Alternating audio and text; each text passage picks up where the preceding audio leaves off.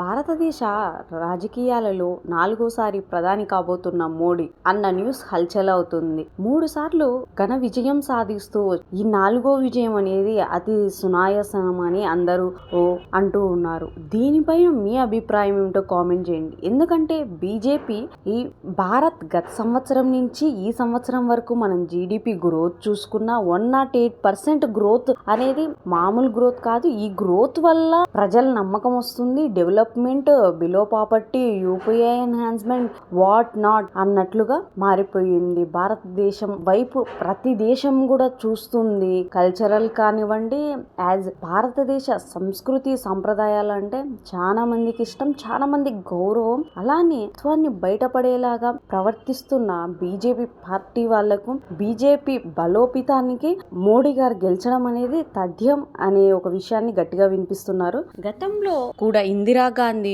3 సార్లు మాత్రమే ప్రధానిగా గెలవడం, పాలించడం జరిగింది. వాజ్పేయి గారు కూడా పనిచేశారు, కానీ అది పూర్తి కాలంగా పనిచేయలేదు. వాజ్పేయి గారు కూడా, నెహ్రూ గారు కూడా మనం చూసుకున్నట్లయితే నెహ్రూ గారు కూడా పనిచేశారు. కానీ ఇప్పుడు 4వసారి గెలిస్తే మోడీ గారు తన రికార్డు తనేది తిరగరాసినట్లు అవుతూ ఉంది. 2029లో మరోసారి మోడీ గారు కానీ విన్ అయినట్లయితే పిఎం మోడీ గారు కొత్త రికార్డులు క్రియేట్ చేసినట్లే. దళిత బహుజన నాయకుడు రామ్ దాస్ ఇటీవలే ఇది పేర్కొన్నారు. మోడీ గారు 4వ ప్రధానిగా ఖచ్చితంగా అయ్యి తీరుతారు. ఆయన అవ్వడం వల్ల కొత్త రికార్డులు సాధిస్తాయి. గ్రోత్ పరంగా కానివ్వండి, దేశం యొక్క ప్రైడ్ అనేది పెరుగుతుంది అని తను గట్టిగా చెప్పడం జరిగింది. దీనిపైన మీ అభిప్రాయం ఏమిటో కామెంట్ చేయండి, లైక్ చేయండి, షేర్ చేయండి, సబ్స్క్రైబ్ చేయండి. ధన్యవాదాలు.